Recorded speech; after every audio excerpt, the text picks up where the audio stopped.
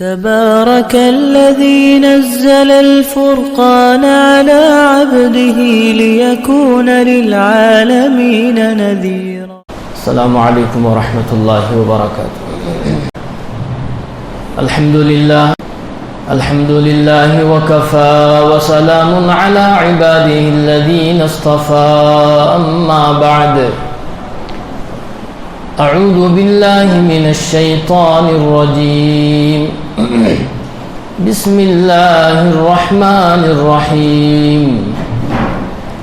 إنما يعمر مساجد الله من آمن بالله واليوم الآخر وأقام الصلاة وآتى الزكاة ولم يخش إلا الله فعسى أولئك أن يكونوا من المهتدين.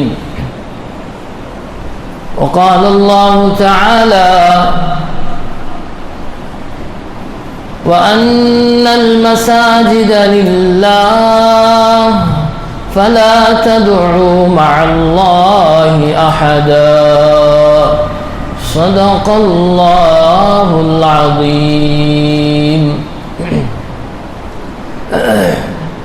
وعن أبي هريرة رضي الله تعالى عنه قال: قال رسول الله صلى الله عليه وسلم: أحب البلاد إلى الله تعالى مساجدها وأبغض البلاد إلى الله تعالى أسواقها.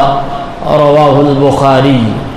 وعن ابن عمر رضي الله تعالى عنه قال: قال رسول الله صلى الله عليه وسلم: خير البقاء في الأرض المساجد.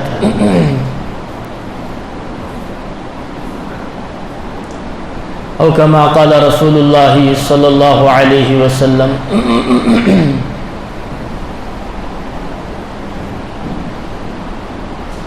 دوستو بزرگو، اللہ رب العزت نے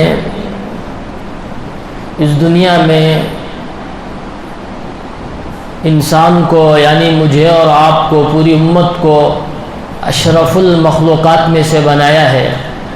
یعنی جتنی مخلوقات ہیں اس دنیا میں، ان سب میں اللہ نے سب سے افضل، سب سے اشرف بنا کر اللہ نے مجھے اور آپ کو اس دنیا میں اپنی بندگی کے لیے پیدا فرمایا ہے. چنانچہ خود اللہ رب العزت اپنے کلام پاک میں فرماتے ہیں: وَمَا خَلَقْتُ الْجِنَّ وَالْإِنسَ إِلَّا لِيَعْبُدُونَ، کہ ہم نے انسان اور جنات کو صرف اور صرف میری عبادت کے لیے، اللہ کی عبادت کے لیے پیدا کیا ہے. اس دنیا کی ہر چیز وہ میرے اور آپ کے لیے ہے، اس انسان کے لیے، اشرف المخلوقات کے لیے ہے کہ الدنیا خلقت لکم وانکم خلقتم للآخرہ. یہ دنیا کی ساری چیزیں، ساری نعمتیں، ساری اشیاء یہ تمہارے لیے ہے، تمہارے فائدے کے لیے ہے، یعنی میرے اور آپ کے فائدے کے لیے ہے، نفع اٹھانے کے لیے ہے. لیکن فرمایا وَإِنَّكُمْ، لیکن تم، میں اور آپ، خلقتم للآخرہ، آخرت کے لیے ہیں. کہ ساری دنیا ہمارے لیے، اور ہم کس کے لیے، کائے کے لیے بھائی؟ آخرت کے لیے بنائے گئے ہیں.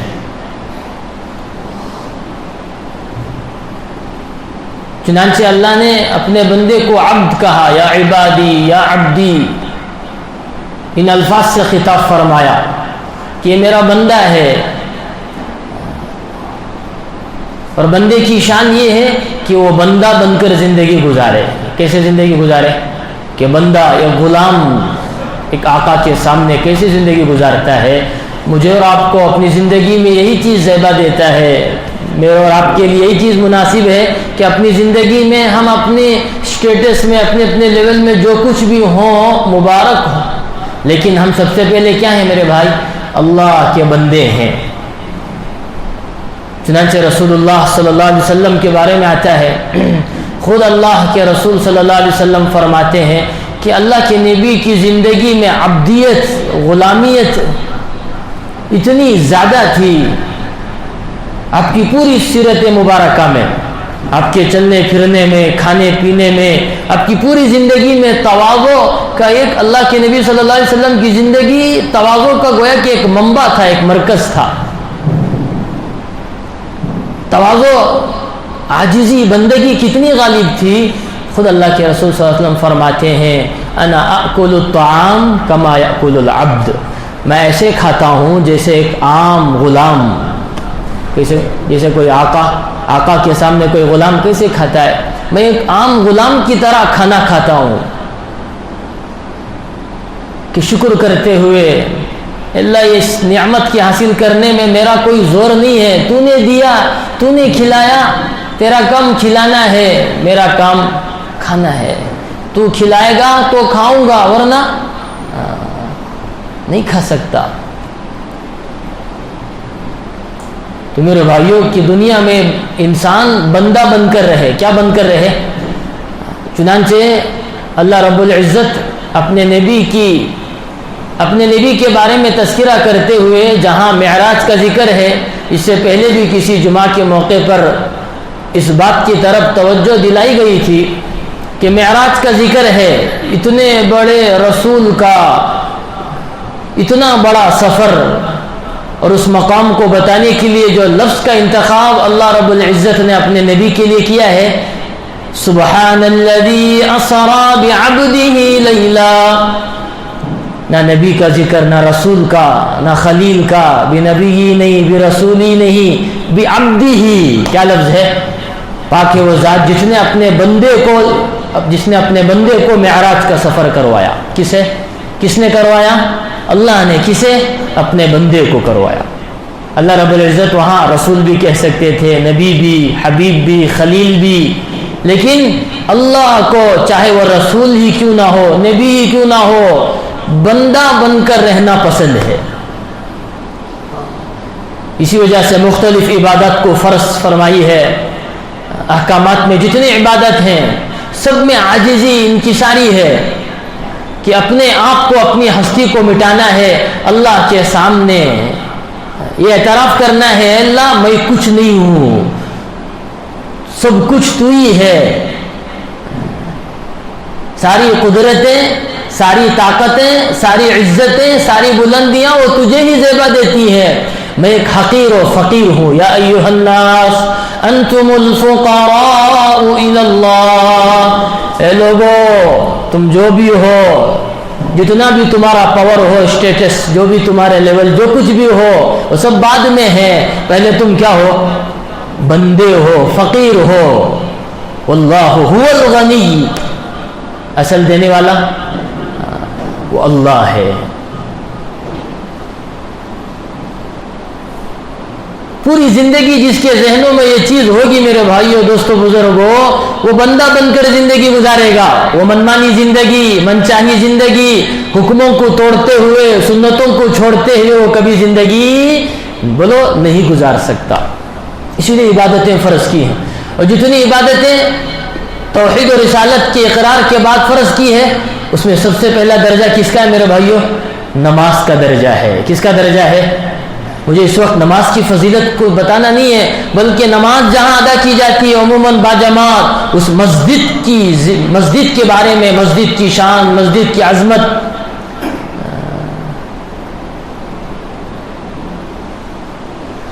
اور ہماری ذمہ داریاں، اس کے بارے میں مختصر گفتگو آپ کے سامنے کرنے کا ارادہ ہے. دعا فرمائے اللہ تعالیٰ وقت میں برکت نصیب فرمائے، کہنے سننے والوں کو اللہ عمل کی توفیق نصیب فرمائے.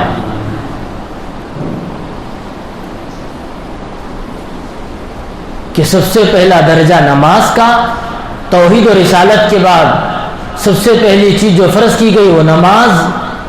ابھی جس سفر معراج کا ذکر کیا، اللہ نے اس سفر میں جو چیز بڑے عظمت کے ساتھ فرض کی ہے وہ بھی نماز ہے. جو تحفہ، جو ہدیہ سب سے قیمتی اس امت کو اپنے نبی کے واسطے سے ملا ہے وہ بھی نماز ہے.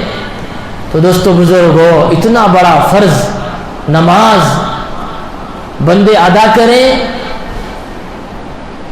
اس کے لیے ایسے ماحول کی ضرورت تھی، ایسے جگہ کی ضرورت تھی جس میں مجھے اور آپ کو یکسوئی نصیب ہو، دل جمعی نصیب ہو، خشوع خضوع نصیب ہو۔ اس کے لیے اللہ نے سب سے پہلی بات تو قرآن و حدیث کے واسطے سے یہ بات ملتی ہے کہ نماز آدمی جس زمین میں پڑھنا چاہے پڑھ سکتا ہے، بشرطے کہ وہ زمین پاک ہو، کیا ہو؟ گندگیوں سے صاف ہو، انسان بھی پاک ہو۔ یا عبادی الذین آمنوا ان ارضی واسعہ فإیایا فاعبدون، اے میرے بندو، میری زمین بڑی کشادہ ہے، بڑی وسیع و عریض زمین ہے، لہذا جہاں چاہے جیسے چاہے میری عبادت کرو، بس عبادت میرے حکم کے مطابق ہو، رسول اللہ صلی اللہ علیہ وسلم کی سنتوں کے مطابق ہو تو عبادت ہے۔ اور اس کے لیے جگہ جو موضوع ہی ہے وہ ہے مسجد، جسے کیا کہتے ہیں؟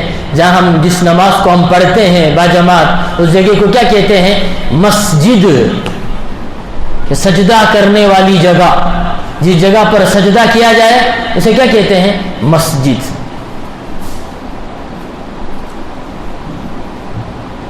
جس سے نماز کے لیے خاص کیا گیا ہو، ورنہ وہ گھر ہے، وہ مصلی ہے، وہ عارضی مسجد ہے، اس کا حکم وہ نہیں ہے جو مسجد کا حکم ہے۔ تو سب سے پہلی بات کہ ساری زمین کو اللہ نے، اس امت کی شان ہے، جہاں چاہے مصلی بچھائے، پاک زمین میں آدمی وضو کر لے، پانی نصیب نہ ہو تو شرائط کے ساتھ تیمم کر لے اور نماز آرام سے پڑھ سکتا ہے، اس کے لیے کوئی رکاوٹیں نہیں ہے۔ لیکن یہ خاص انداز کے ساتھ، خاص شان کے ساتھ، مکمل یکسوئی کے ساتھ جہاں یہ عبادت ادا ہو سکتی ہے، اس جگہ کا نام ہے مسجد۔ کیا ہے بھائی؟ تو قرآن کریم میں جس نماز کا میں تذکرہ کر رہا ہوں، 95 مرتبہ اللہ نے نماز کا ذکر کیا ہے قرآن میں، خود قرآن میں، اور جہاں یہ نماز ادا کی جائے گی اس کا ذکر 28 دفعہ اللہ نے مساجد کا ذکر قرآن کریم میں فرمایا ہے۔ چنانچہ ایک جگہ اللہ فرماتے ہیں وَأَنَّ الْمَسَاجِدَ لِلَّهِ، کہ مسجدیں اللہ کے گھر ہیں، اللہ کے لیے ہے، یہ اللہ کی پراپرٹی ہے، یہ اللہ کا گھر ہے، یہ اللہ کی ملکیت ہے۔ فَلَا تَدْعُوا مَعَ اللَّهِ أَحَدًا، یہ اللہ کے علاوہ کسی اور کو نہ پکارو، اللہ کے ساتھ کسی اور کی عبادت نہ کرو، یا صرف اللہ کی بات ہو، اللہ کے رسول کی بات ہو، یا دین کی بات ہو۔ چنانچہ مساجد کے آداب میں سے بات لکھا ہے کہ دنیا کی باتیں، ہنسی مذاق مسجد کے اندر ممنوع ہے۔ یہ توہین مسجد ہے، یہ بے ادبی ہے، گستاخی ہے۔ کبھی کبھی اس کی طرف غفلت کرنے سے ایمان سے بھی آدمی ہاتھ دھو بیٹھتا ہے، ہاتھ دھونا پڑ جاتا ہے۔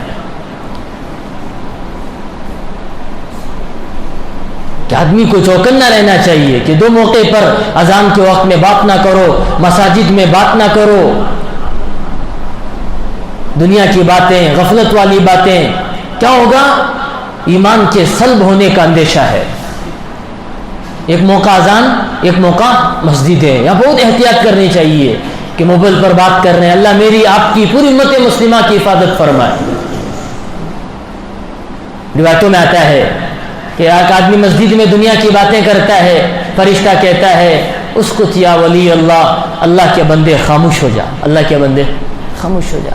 پھر سے دنیا کی باتیں مسجد میں کرنے لگتا ہے، فرشتہ کہتا ہے اسکت یا عدو اللہ، اے اللہ کے دشمن خاموش ہو جا۔ پھر سے پھر سے وہی ایران توران کی باتیں، غفلتوں والی باتیں، مسجد میں دنیا کی باتیں کرنے لگتا ہے، چاہے موبائل کے ذریعے ہو یا ایسے ہو۔ فرشتہ کہتا ہے اسکت علیک لعنت اللہ، اللہ کے دشمن خاموش ہو جا، تجھ پر اللہ کی لعنت ہو۔ کیا ہو؟ ہم آئے ہیں اللہ کو راضی کرنے، ناراض کر کے جا رہے ہیں۔ آئے مسجد میں اللہ کی چوکٹ میں، لیکن آداب سے خالی ہے۔ تو میرے بھائیوں، مسجد کس کا گھر ہے؟ اللہ کا گھر ہے، اللہ کی ملکیت ہے. ویسے تو ساری زمین، ان الارض للہ، پوری زمین کس کی ملکیت ہے؟ اللہ کی ہے. یورثها من یشاء من عبادی، اللہ جسے چاہے دے دے، نافرمانوں کو بھی دے دے، چاہے فرما برداروں کو بھی دے دے. لیکن آخر میں لے جانا کیا ہے؟ وہی 2 گز کی زمین، 2 گز زمین کا ٹکڑا، چھوٹا سا تیرا گھر ہے.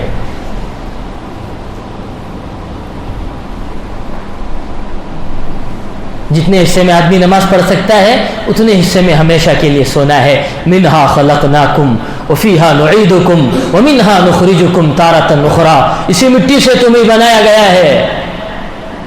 وفیہا نعیدکم، اسی مٹی کی طرف دوبارہ تمہیں لے جایا جائے گا، اور اسی مٹی سے انشاءاللہ پھر سے کیا کریں گے؟ اللہ اسی مٹی سے اٹھایا جائے گا. ایک بزرگ بڑی عمارت سے، جیسے آج کل کی بڑی بڑی عمارتیں، گزر رہے تھے. کوئی دیکھنے والا تعجب سے دیکھ رہا تھا، جیسے برج خلیفہ کے نیچے دیکھنے والے دیکھتے رہ جاتے ہیں. ہمارا بھی گزر ہوا، بار بار دیکھنا ہوا، لوگوں کی عجیب عیاشیاں، عجیب کہ دیکھتے رہ جائیں، آنکھ دیکھتے رہ جائیں. لیکن جب اس کا مالک بھی مرا ہے، اسے بھی 2 گز زمین کا ٹکڑا ہی نصیب ہوا ہے. کوئی آدمی پراپرٹی لے لے، بنگلے لے لے، وہ دعویٰ تو کر سکتا ہے یہ میری زمین ہے. کس کی زمین ہے؟ یہ میرا گھر ہے، یہ میری دکان، یہ میری فیکٹری. ٹھیک ہے، اب اس پر اس کا تصرف ہے، جسے چاہے دے سکتا ہے، جسے چاہے روک سکتا ہے، کچھ بھی کر سکتا ہے. چاہے وہ کچھ بھی بنا لے، گھر بنا لے، پارک بنا لے، ٹوائلٹ بنا لے، جو چاہے اس کی ملکیت، اس کی پراپرٹی ہے. لیکن یہ چیز اللہ کی ملکیت میں نہیں چلنے والی. اگر کوئی یہ کہہ دے ایک دفعہ پورے ہوش و حواس کے ساتھ کہ اس زمین کو میں نے اللہ کے نام پر وقف کر دیا ہے، اب وہ بس جو جملہ نکلا، اب وہ اللہ کی ملکیت میں چلی گئی. اب اس پر اس کا کوئی قبضہ نہیں رہا، کوئی قبضہ نہیں رہا. اب وہ عام مسلمانوں کی پراپرٹی ہے، ہر کوئی آ سکتا ہے، نماز پڑھ سکتا ہے، عبادتیں کر سکتا ہے، اب کسی کو روک بھی نہیں سکتا. اسی وجہ سے جمعہ کے شرائط میں سے یہ ہے اذن عام ہونا چاہیے. عام لوگوں کو اجازت ہو تو جمعہ صحیح. اگر عام لوگوں کو روکا جائے، ان میں سے کسی کو بلایا جائے، کسی کو روکا جائے، تو اب جمعہ صحیح نہیں ہوگی، نماز صحیح نہیں ہوگی. کہ مسجد اللہ کا گھر ہے، اب اس میں کسی کی حکومت، ملکیت، تصرف، اب جسے چاہے بیچ نہیں سکتا، ہبا نہیں کر سکتا، یا کوئی منمانی نہیں کر سکتا. کیوں؟ میرے بھائی یہ اللہ کا ہو گیا. یہ زمین کس کی ہو گئی؟ یہ اللہ کی ملکیت، یہ گھر اللہ کا ہو گیا. در و دیوار کا نام مسجد نہیں ہے. اگر یہ کھلے عام جگہ میں بھی ہو، میدان میں بھی ہو، اگر کسی نے نیت کر لی، وقف کر دیا، اب وہاں ناپاک ہو کر، جیسے ہم سامنے کے میدان میں ناپاک کی حالت میں جا رہے ہیں، اگر کسی نے وہاں مسجد کی نیت کر لی، اب ناپاک کوئی آدمی وہاں کیا مجال، وہاں جا نہیں سکتا، اس زمین میں جا نہیں سکتا، قدم نہیں رہ سکتا. کیوں؟ تو ناپاک ہے. تجھے پاک ہونا پڑے گا اس زمین میں جانے کے لیے، اس حصے میں قدم رکھنے کے لیے. تو کل تک جو زمین بنجر تھی، آوارہ تھی، آج وہ زمین کا مقام اللہ کی نسبت کر کیا ہو گئی؟ آفیشیل ایریوں میں، بڑے بڑے قیمتی علاقوں میں لوگ فخر کرتے ہم نے وہاں پراپرٹی لے لی. دبئی کے خاص علاقوں میں لوگ کہتے ہیں پام جمیرا، وہاں ہمارا سیٹ ہے، فلاں سٹار کا سیٹ ہے تو وہ بڑا ہو گیا. میرے بھائیو، بنجر سے بنجر زمین میں بھی اگر کسی نے اللہ کے نام پر کسی زمین کو وقف کر دی، وہ اللہ کی پراپرٹی، وہ اللہ کی ملکیت ہو گئی. کیا ہو گئی؟ اسی وجہ سے حدیثوں میں اس کی تعریف ہے کہ من بنا للہ مسجدا، جو اللہ کے لیے زمین خریدتا ہے مسجد کے لیے، اللہ اس کے لیے بنا اللہ لہ بیتن فی الجنہ، اس کے بدلے میں اللہ اس کے لیے جنت میں ایک محل بناتے ہیں. تو مسجد سجدہ کرنے کی جگہ. وَأَنَّ الْمَسَاجِدَ لِلَّهِ، مسجدیں اللہ کی ہیں، اللہ کی ملکیت ہیں، اللہ کا گھر ہے.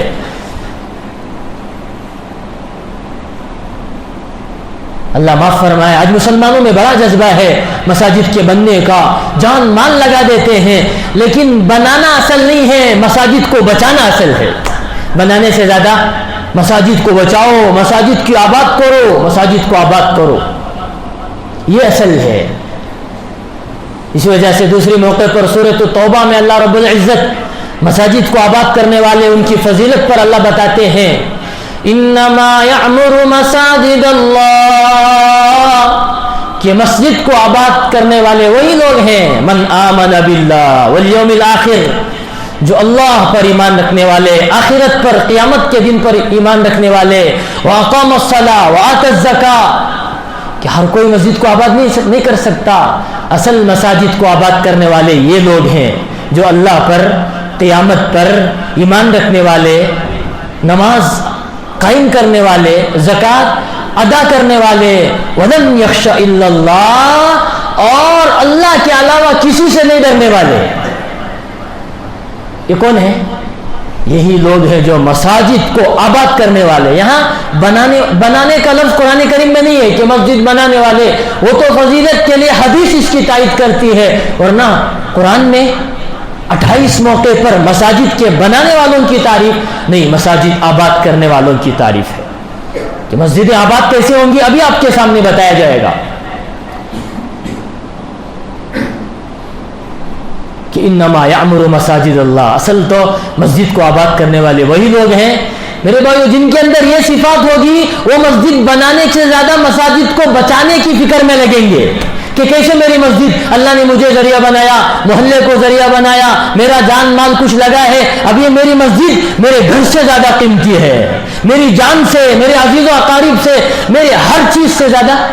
اسی وجہ سے اللہ کے نبی نے جہاں جہاں، آپ جانتے ہیں کعبۃ اللہ، اتنی سب سے پہلی مسجد وہ کعبۃ اللہ ہے۔ وَإِذْ يَرْفَعُ إِبْرَاهِيمُ الْقَوَاعِدَ مِنَ الْبَيْتِ وَإِسْمَاعِيلُ، جب کعبے کی دیواروں کو حضرت ابراہیم اور اسماعیل بلند کر رہے تھے، بنا رہے تھے، ساتھ ہی دعا بھی کر رہے تھے ربنا تقبل منا۔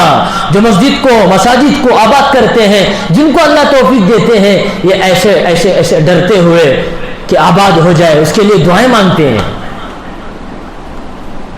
اللہ جانے والے تمام حجاج کرام کے سفر کو آسان فرمائے، زیارت قبول فرمائے، حج کو بھی قبول فرمائے۔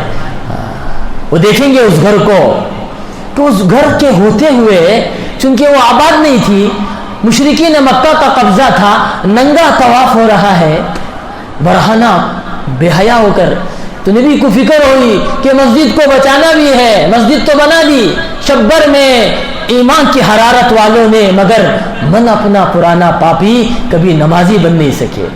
مسجد تو بہت بنا لیے، جھومر بہت لگا لیے، قیمتی قیمتی ماربل سب کچھ لگا لیے، لیکن زندگی بھر بنانے والے پابندی کے نمازی بن نہیں سکے۔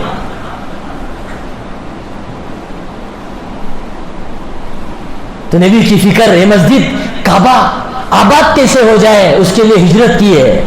ہجرت کرتے ہوئے مدینہ پہنچنے سے پہلے راستے میں ضرورت محسوس کر رہے ہیں، مدینہ سے پہنچنے سے پہلے مدینہ کا قیام دوسرے نمبر پر، وہاں کی مسجد دوسرے نمبر پر، اس سے پہلے مسجد قباء بنا دیا گیا۔ قیام کرنے کے لیے کوئی گھر نہیں ہے، کوئی چھت نہیں ہے، فکر کہاں کی ہے؟ قیامت تک کے لیے آنے والے فرد امت کی فکر ہے کہ مسجد ہوگی، امت کی بقا، امت کی حفاظت ہوگی۔ مسجد نہیں ہوگی تو ان کے محلات، ان کے جتنے ہیں بڑے بڑے ان کے بنگلے، دنیا کے اسٹیٹس، یہ سب کچھ برباد ہو کر رہے گا۔ مسجد کی حفاظت ہم سب کے معاشرے کی حفاظت ہے۔ مسجد کی ویرانی میری آپ کی معاشرے کی تباہ و بربادی ہے۔ یہ نبی نے پہلے دن سے سمجھایا صحابہ کے ذریعے، اس لیے مسجد قباء کا قیام ہے، جہاں قیام کرنے کا حکم نبی کو دیا جا رہا ہے۔ لَمَسْجِدٌ نُسِّسَ فِيهِ عَلَى التَّقْوَى، لَمَسْجِدٌ نُسِّسَ عَلَى التَّقْوَى۔ مسجد زرار لا تقم فیہ ابدا، مشرکین مکہ نے تکلیف کے لیے، مسلمانوں کی صفوں میں اختلاف کے لیے، انتشار کے لیے مسجد زرار بنائی، کہا وہاں ہرگز جانا بھی نہیں، قیام بھی نہیں، نماز تو دور کی بات، وہاں کھڑے بھی نہیں ہونا ہے۔ اگرچہ کہ اس سے مراد نمازی ہے، آپ وہاں نماز نہ پڑھیں، لا تقم فیہ ابدا، وہاں ہرگز آپ کھڑے نہ ہو۔ تو نبی نے کچھ صحابہ کو بیچ کر اس مسجد کو کیا کر دی؟ ختم کر دی. یہاں سے فقہاء مسئلہ بتاتے ہیں, ایک مسجد میں ایک مسجد ہے, ایک محلے میں کمپٹیشن میں دوسرے فرقے کے لوگ یا ہمارے بھائی ہمارے مصلی وہاں کے مصلی یہاں آ جائے, ہماری شان و شوکت ہو جائے, نیت کے فساد پر اگر محلے میں دوسری مسجد قائم ہو گئی وہاں کوئی سجدہ قابل قبول نہیں ہوگا. کیوں؟ نبی نے مسجد زرار کو ڈھا دیا ہے کہ انتشار کا سبب ہے. یہ محلہ بڑھ گیا ہے, نمازیوں کی قلت ہو رہی ہے جگہ کی. ہم بنا سکتے ہیں, ایک مسجد آباد نہیں ہوئے دوسرے کی کیا ضرورت, کیوں صفوں میں اختلاف ڈال رہے ہو؟ تو لمسجد اسس علی التقوی فیہ یوم احق ان تقوم فیہ, جس کی بنیاد یہ تقوی پر ہے. مسجد قباء جس کی تعریف اللہ کیا کہہ رہے ہیں, ایسی مسجد ہے جس کی پہلی بنیاد یہ تقوی پر ہے. مثال کے طور پر اللہ کرے ہماری مسجد مصطفیٰ, اللہ کرے اس کی پہلی بنیاد ہی تقوی پر, اللہ کے ڈر خوف پر. ساری مساجد دنیا کی ہر مسجد اس کی پہلی بنیاد کس پر ہو؟ اللہ کے ڈر, اللہ کے خوف پر ہو. تو اللہ نے مسجد قباء کی تعریف فرمائی, لمسجد اسس علی التقوی. اللہ اکبر. اس میں کیسے لوگ ہیں؟ فیہ رجال یحبون ان یتطہروا, جو ظاہری اور باطنی پاکی کو پسند کرتے ہیں. پاک صاف, صرف ظاہر نہیں باطن بھی پاک. وَذَرُوا ظَاهِرَ الْإِسْمِ وَبَاطِنًا, جہاں لوگوں کی نظر ہے وہ تو پاک ہے, جہاں اللہ کی نظر ہے اس کے بارے میں کبھی دیکھا اس کا کیا حال ہے؟ اسے بھی دونوں چیزوں کو پاک رکھنے والے, ظاہری اور باطنی گناہوں سے بچنے والے ایسے لوگ ہیں جہاں نماز پڑھتے ہیں. اللہ یحب المطہرین, بدلے میں اللہ بھی ان سے محبت کرتا ہے. حضرت عائشہ فرماتی ہے رضی اللہ عنہا, امرنا رسول اللہ صلی اللہ علیہ وسلم ببناء المسجد, اللہ کے نبی نے ہمیں مساجد کے بنانے کا حکم فرمایا ہے. کس کے بنانے کا؟ فی الدور, ہر قبیلے میں ہر محلے میں. وان تنظف وان تطیب, اور اس کے پاک رکھنے کا, اسے صاف رکھنے کا. صاف بھی رکھو, پاک بھی رکھو, خوشبو سے معطر رکھو اپنے مساجد کو. امام مؤذن خادم کی ذمہ داری نہیں ہے, وہ تو بس وقتی طور پر ہے. ہر ایک کی ذمہ داری ہے. کس کی ذمہ داری ہے؟ کچرا گر گیا اٹھا لیا, فرمایا اللہ اس کے لیے محل بنائیں گے, کتنے اجر. قبلے کی طرف تھوکنے پر جو وعیدیں ہیں کہ کل قیامت کے دن تھوکا ہوا اس کا تھوک بلغم اس کے چہرے پر ہوگا. جب قبلے پر تھوکنے پر مساجد کی گندگی پر حساب نہیں ہوگا.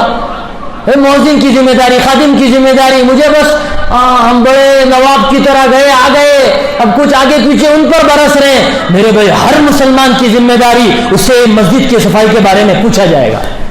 سب بھی رکھو, خود اللہ کے نبی نے صفائی کی ہے.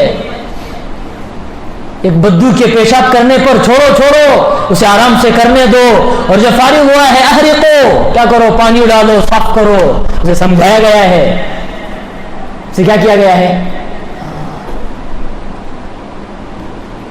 تو میرے بھائیوں, مسجدیں کس کام کے لیے ہے, کس مقصد کے لیے ہے, اس کی بنیاد کیا ہے, مجھے اور آپ کو سوچنے کی ضرورت ہے. کہ پہلے دن سے فکر ہو رہی ہے کہ مسجد آباد ہو جائے. مسجد بنانا بھی ہے اور مسجد کیا کرنا ہے, مسجدیں آباد بھی ہو جائے.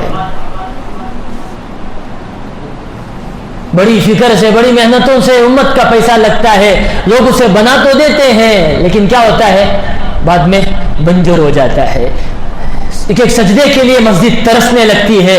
آہ و بکا مساجد کی پورے علاقے کو برباد کر دیتا ہے. ایک بزرگ گزر رہے تھے مسجد کے اطراف سے, قریب سے, رونے کی آواز آ رہی ہے. کتابوں میں واقعہ لکھا ہے, یہ رونے والا تو کوئی نہیں, رونے کی آواز کہاں سے آ رہی ہے. قریب پہنچا تو مسجد کی دیواروں سے رونے کی آواز آ رہی ہے. مسجد کی دیواریں سسک رہی ہے. آباد تو کر دیا, بنا تو دیا, پر آباد کرنے والا کوئی نہیں ہے. سجدوں سے خالی ہے, دعاؤں سے خالی ہے. اسی وجہ سے قرآن کہتا ہے وَمَنْ أَظْلَمُ مِمَّنْ مَنَعَ مَسَاجِدَ اللَّهِ أَن يُذْكَرَ فِيهَا اسْمُهُ وَسَعَىٰ فِي خَرَابِهَا. اس سے بڑا ظالم کوئی نہیں ہو سکتا جو مسجد میں اللہ کا نام لینے سے روکتا ہو, تلاوت سے, ذکر سے اختلاف ڈالتا ہو. مسجد میں عبادت کرنے سے روک رہا ہے, قرآن پڑھنے سے, تلاوت کرنے سے, ذکر سے. وصافی خرابیہ کی تفسیر میں مفسرین لکھتے ہیں مسجد کی خرابی در و دیوار کو خراب توڑنا منہدم کرنا نہیں ہے. مسجد پر عام آنچ آتی تو سب کھڑے ہوتے ہیں کہ دل کے پپولے جل اٹھے سینے کے داغ سے, اس گھر کو آگ لگی اسی گھر کے چراغ سے. میری اور آپ کی غفلت ہے جس کی وجہ سے مسجدوں پر یہ مرحلے اٹھ رہے ہیں, کبھی اذانوں پر کبھی مساجد پر. یہ کیوں ہو رہے ہیں؟ میں نے اپنے گھر کو آباد کرنے کو, اپنے گھر کے آباد کرنے کو ضروری سمجھا, مسجد ویران کا ویران رہ گیا. کہ رکاوٹیں ڈالتے ہیں. وصافی خرابیہ, صرف مسجدیں دیواریں خراب نہیں ہو گئی, یہ انہوں نے مسجد کو آباد نہیں کیا ہے کہ نماز کے ذریعے سے, تلاوت کے ذریعے سے. میں اس سے پہلے بھی کہہ چکا ہوں, پانچوں وقت کھلنا بند ہونا یہ مسجد کی شان نہیں ہے. 24 گھنٹے مسجد آباد رہے. کیسے رہے؟ 24 گھنٹے. وہ اور دل لگے مسجد میں میرا اور آپ کا تو سمجھو ایمان کی علاوت ہے. مسجد میں دل نہیں لگ رہا ہے, آئے تاخیر سے, بھاگے جلدی سے, کیا سنت کیا نفل, السلام علیکم. میرے بھائیو, جنازے میں آئے, نکاح میں آئے, ہم نے کیا قضا کیا ہے؟ اب حالات نہیں آئیں گے تو کیا آئیں گے؟ بربادی مقدر نہیں بنے گی تو کیا بنے گی؟ جملے معاف, یہ میرے لیے بھی ہے جتنا آپ کے لیے ہے. وصافی خرابیہ, کیا ایسے ہی آباد نہیں ہو جاتا؟ تو بنانا بڑا آسان ہے, اسے جمانا, اسے آباد کرنا یہ میری آپ کی ہر ایک کی اول مرحلہ ذمہ داری ہے.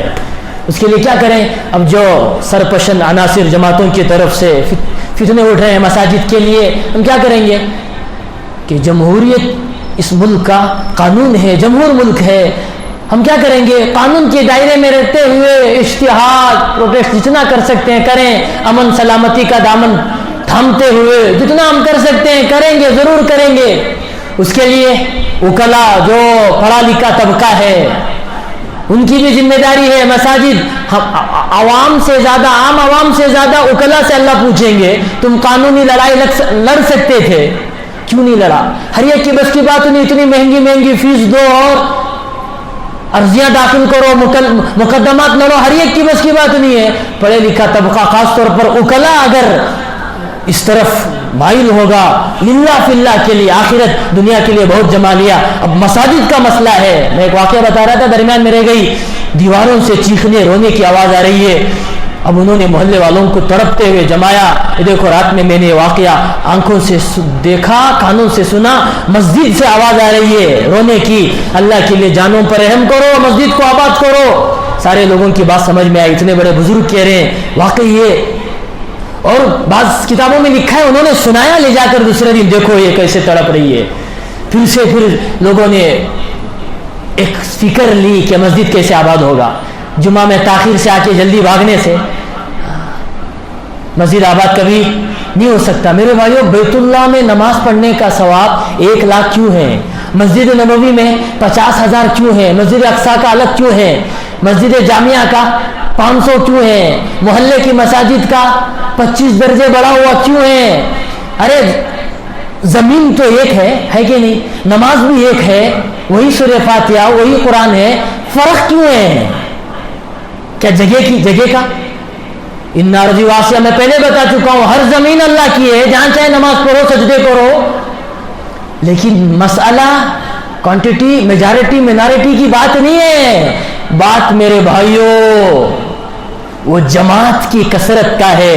کعبۃ اللہ میں چونکہ لوگوں کی جمع غفیر ہوتی ہے کہ وہاں جتنا بڑا مجمع اتنا زیادہ ثواب اس جماعت کے ایک فرد کو ملے گا. مسجد نبوی میں اس سے کم تو وہاں کا ثواب زیادہ. اسی طرح اقصیٰ کا, اسی طرح جامعہ کا, جامعہ مسجد کا, اسی طرح محلے کا. اسی وجہ سے جمعہ میں ایک دفعہ جڑنا فرض ہوا ہے, لیکن ایسے جڑنا فرض نہیں ہوا ہے جیسے ہم جڑ رہے ہیں. یہ کبھی ہے نہیں, یہ تو شریعت کی دھجیاں ہیں, کہتے کہتے تھک گئے لیکن کھوپڑی میں بات آتی نہیں ہے. جمعہ میں ایسے جڑ رہے ہیں گویا کہ بڑی مشکل سے میت پر دل نہیں چاہتے ہوئے جڑ رہے ہیں کہ کچھ لینے کے لیے نہیں آئے ہیں, جو کچھ ہے اسے بھی گنوانے کے لیے آئے ہیں. اللہ معاف فرمائے. یہ لینے والوں کا مجمع نہیں ہے, یہ تو کھونے والوں کا مجمع ہے. اللہ معاف فرمائے, اللہ سمجھ نصیب فرمائے. پھر وہ حالات تو ایسے ہی آئیں گے میرے بھائیوں. تو پھر سے لوگوں نے ٹھانا نہیں مسجد آباد رہے گی، چاہے گھر برباد ہو جائے اس کے لیے سب کچھ لگانا پڑے، مسجد آباد رہے گی۔ تو پھر فکر مسجد، پہلے میرے بھائیوں مسجدیں کیا تھی؟ آباد تھی، گھر ویران تھے۔ آج ماشاءاللہ کیا گھریں ہیں، ضروری ہے لاکھوں روپے کے جھومر لگاؤ، 5 بیڈ روم، پتہ نہیں کیا شوقیہ حج، عمرے میں ایک زندگی میں ایک فرض حج ہے، شوقیہ حج، شوقیہ عمرے، یہ شریعت کا مزاج ہے۔ ہر تیسرے چوتھا حج کا اللہ کو جواب دینا پڑے گا۔ یہ کسی نے لکھا، واٹس ایپ میں آیا تھا، ایک فقیر جہاں کچرا پڑا ہوا ہے وہاں سے اٹھا کر کھانا کھا رہا ہے، اسے لکھا ہوا ہے، اس پر لکھا ہوا ہے ایک شعر ہے، ایک جملہ، کیا جملہ ہے، مسجد کی مہنگی قالین کہیں یہ فقیر کی غریب کی غربت کی توہین تو نہیں ہے؟ کیا ضروری ہے اپنی بیٹی رشتہ داروں کی شادی میں سب کو جمانا، لاکھوں کروڑوں خرچ کر لینا، غیر ضروری پارٹیاں کرنا، کبھی برتھ ڈے، کبھی وہ، کبھی 40ویں، کبھی 25ویں؟ کیوں دماغ پہ بات نہیں جاتی؟ یہ جو نفل ہے، مستحب ہے، غیر ضروری ہے، اس پر لاکھوں لگ رہے ہیں، مسجدیں ویران کی ویران پڑی رہے ہیں، اور اللہ کو اس کا جواب نہیں دینا ہے۔ میرے بھائیو کہاں عقلیں ماری گئی ہیں؟ ہم کہاں کھو گئے؟ کیا ہو رہا ہے؟ بزرگ کہتے ہیں ابھی کچھ دن گزرے، محلے والوں نے توبہ تائب کیا اور مسجد کو انہوں نے ویران کیا، آباد کیا۔ جب پھر سے گزرے ہیں تو سسکنا مسجد کا بند ہے، اور ایک آواز دینے والا آواز دے رہا ہے، جا بندے اللہ تیری اس بستی والوں کی مغفرت کرے، جس طرح تم نے اللہ کے گھر کو آباد کیا، اللہ تمہاری زندگیوں کو آباد کرے گا۔ مسجد ویران، ایک مسجد بدوا دے سکتی ہے؟ حدیث میں نے سنایا ہے، ایک آدمی نماز سے فارغ ہو رہا ہے، نماز کہہ رہی ہے حفظک اللہ کما حفظتنی، اے بندے اللہ تیری بھی ایسی حفاظت کرے جیسے تو نے میری حفاظت کی۔ ضیعک اللہ، نماز بدوا دے رہی ہے، جا بندے اللہ تجھے ایسا برباد کرے جیسا تو نے مجھے برباد کیا۔ جب نماز بدوا دے سکتی ہے تو کیا مسجد نہیں جہاں نماز ہو رہی ہے؟ تو میرے بھائیو اللہ کے لیے سب سے پہلی بنیاد میں نے پہلے وہ اس اعتبار سے مساجد کی حفاظت، دوسرے جو مجمع اب فجر میں کہا تھا، تو سجدوں کی کثرت، احب الاعمال اللہ تعالی، اللہ کو سب سے زیادہ پسندیدہ جگہ وہ مسجد، سب سے زیادہ ناپسندیدہ جگہ وہ بازاروں میں ہمارا مجمع دیکھو، ہمارے عورتیں، ہمارے مسلمان، مسجد میں دیکھو کیا حال ہے۔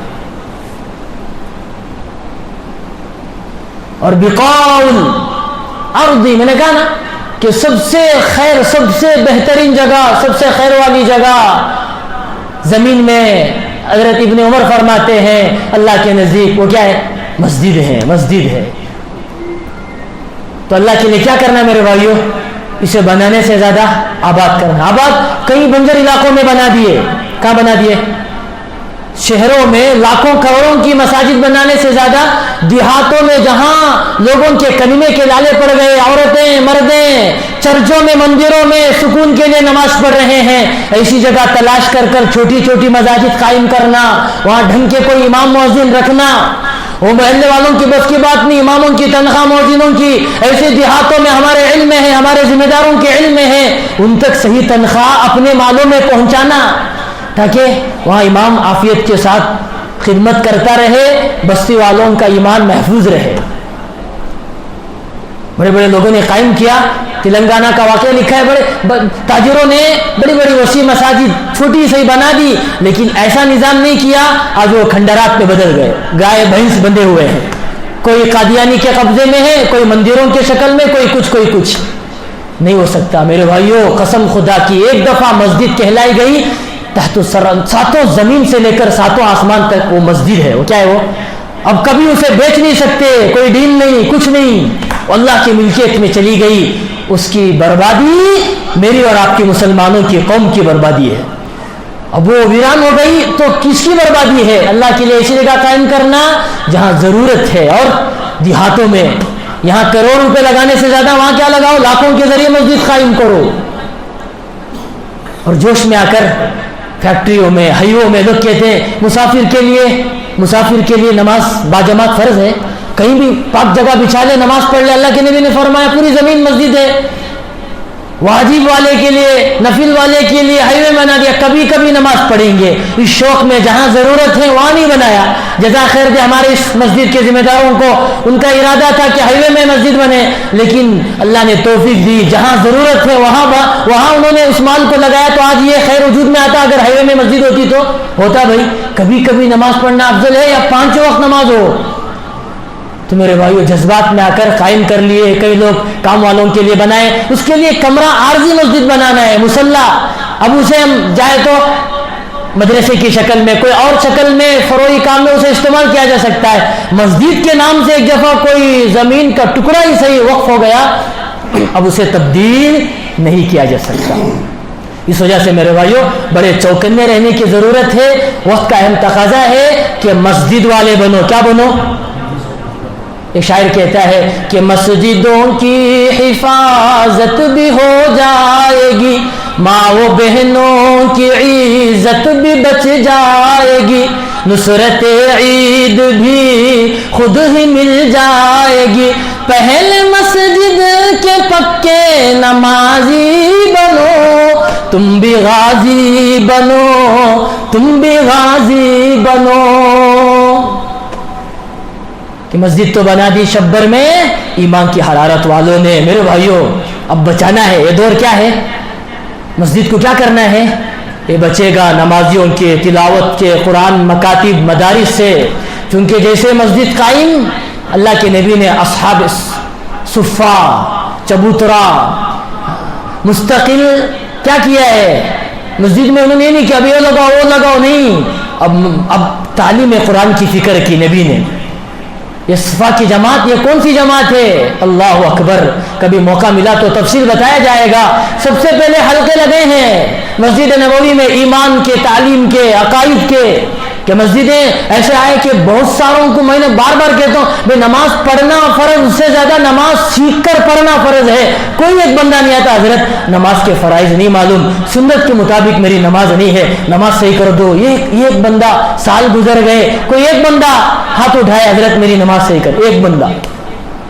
ہم اتنے مطمئن ہیں, دنیا میں اتنے مطمئن نہیں ہیں. دنیا کے معاملے میں, دین کے معاملے میں وہی رفتار بیڑنگی. حضرت ابو درداء کے زمانے میں ایک آدمی آیا, نماز پڑھ کے جانے لگا. پوچھا بھائی کتنے سالوں سے اسی نماز پڑھ رہے ہو؟ 35-30 سال سے. کہا اسی حال میں مر جائے گا تو دین محمد صلی اللہ علیہ وسلم کے دین پر نہیں اٹھایا جائے گا. ایک صحابی نماز پڑھ کے جا رہے ہیں, 3 دفعہ نبی نے کہا صلی, نماز پڑھو. تم نے نماز نہیں پڑھی ہے. کیا مطلب؟ تمہاری نماز سنتوں کے مطابق نہیں ہے. کتنوں کی نماز کا کیا حال ہے؟ قبول تو دور کی بات, صحیح بھی تو نہیں ہے. کہ کب فکر آئے گی نماز صحیح ہوگی تو مسجد صحیح معنی میں آباد ہوگی. یا تعلیم کے معنی میں ابھی 1 مہینہ زیادہ ہو چکا, کتنے بچے ہمارے آئے ہیں, کتنے بچے, اسکول تو ہاؤس فل ہے, اور یہاں کیا حال ہے؟ مکتب میں کتنے بچے ہیں؟ مسجد کے علاوہ وہ کوالٹی کی تعلیم آپ کو قسم خدا کی نہیں مل سکتی. آپ تجربہ کر کے دیکھ لیں. میں اسے منع نہیں کرتا, وہاں بھی رکھ لیں ان کا دل, لیکن مساجد میں نورانیت, جو مسجد کا ماحول یہاں جو آئے گا اس کا دل فرشتوں کے ماحول میں بدلے گا. تو کیا مصیبت ہے اپنے بچوں کو مسجد کے ماحول میں دینے سے؟ کیا مصیبت ہے, کیا پریشانی ہے؟ صرف بازار والا بنانا ہے, دنیا والا بنانا ہے, گھر والا بنانا ہے؟ نہیں, مسجد والا بننا ہے. اپنے بچوں کو مسجد والے بنانا ہے. اس کے لیے بچوں کی بھی تعلیم ضروری, اس کے لیے عورتوں کی تعلیم بھی ضروری. جگہ جگہ کیا کرنا ہے؟ مکاتب, مردوں کا بھی عورتوں کا بھی, تعلیم بالغان کا بھی. میرے لیے بھی ضروری کہ قرآن صحیح پڑھوں, اس کے لیے بھی اعلانات ہو چکے ہیں. اب نہیں تو تب میرے بھائیوں ایک دن تو آئے گا, ایک وقت آئے گا زبردستی ذلیل ہو کر دین پر آنا پڑے گا. بعز عزیز, یہ میرے رسول صلی اللہ علیہ وسلم کی زبانی ہے. بعز عزیز او ذل ذلیل, چاہے عزت کے ساتھ آؤ یا ذلیل ہو کر آنا پڑے, دین کی طرف آنا تو پڑے گا. اس کے علاوہ کوئی بھاگنے کی, بچنے کی جگہ نہیں ہے. میرے اور آپ پر ہے عزت کے ساتھ آئیں گے یا ذلیل ہو کر آئیں گے. اس کے لیے ابھی سے طے کر لیں, مسجد آباد ہوگی میری نمازوں سے, میری تلاوت سے, میری تعلیم سے, اور میرے ہر عقائد کے بننے بگڑنے سے, میرے بھائیوں بننے سے, مساجد کی آبادی بگڑنے سے مساجد کی ویرانی ہے. اس کے لیے میرے بھائیوں صرف 5 وقت کے لیے ہم مسجد کو مختص نہ کریں. ہر ضرورت وہ کیا ہو, مسجد سے پوری ہو. کیا ہو, ورنہ گنڈے موالی ہماری بیٹیوں کے فیصلے کریں گے, طلاق کھلے وہ سب کیا ہوں گے, بہت ساری چیزیں ہیں. اگر یہ زخم ہونا اس کا علاج ہو سکتا ہے پورا بدن زخموں سے چور ہے, دوا کہاں لگائیں گے؟ اللہ کے لیے بہت سارے مسائل ہو سکتے ہیں. مسجد والے بنو, کیا بنو؟ ہم عورت نہیں ہیں کہ گھر میں نماز پڑھنے لگ گئے فلان کی طرح, کہ اللہ کے نبی اتنی شفقت کے باوجود میرا دل چاہتا ہے تم نوجوانوں سے کہوں کہ بہت سارا ایندھن اکٹھا کر کے لائیں, پھر ان لوگوں کے گھروں کو جلا دو جو بغیر عذر کے گھروں میں نماز پڑھ لیتے. لاک ڈاؤن نے کمر توڑ دی ہے, عید کی نماز بھی چھت پر پڑھ لیے, فلاں پڑھ لیے, اب کیا ضرورت ہے مسجد میں جانے کی؟ میرے بھائیو, دین کو ہلکا لیں گے ایمان ہلکا ہو جائے گا. آج مسلمان تھے کل کافر ہو جائیں گے, یہ حدیث ہے, میری بات نہیں کر رہا ہوں. تو اللہ مجھے اور آپ کو صحیح سمجھ کی توفیق نصیب فرمائے. جو باتیں کڑوی دوا اگرچہ تلخست درو بسیار فائدہ, جو جتنی کڑوی دوا لے گا اتنا زیادہ فائدہ مند ہوگا. اس لیے کڑوی گولی بھائی دے رہا ہے, بھائی لے رہا ہے سمجھ کر اسے پی جائیں, بہت جلد شفا ملے گا. اللہ عمل کی توفیق نصیب فرمائے. اللہ چاہے تو اگلے ہفتے جو موضوعات ہیں وہ انشاءاللہ آپ کے سامنے تفصیل سے عرض کی جائے گی. اس کا مؤثر طریقہ تب ہوگا جب وقت سے پہلے آپ آئیں گے, ورنہ سر آپ کو ملا نہیں, آپ بکرا لینے گئے صرف ٹانگیں لے کر آئے, یا آخر میں جو گیا دم لے کر آیا, سارا دھڑ اسے نہیں ملا, جو آخر میں اسے دم ملا. قربانی کے لیے بکرا لینے گئے, کسی کو ٹانگ ملا, کسی کو کچھ ملا, پورا بکرا جو پہلی صف میں آئے اسے ملا. حدیث بھی تو یہی ہے, اجر و ثواب بھی یہی ہے. تو میرے بھائیوں, کھونے کے لیے تو کچھ بھی نہیں ہے, پانے کے لیے بہت کچھ ہے.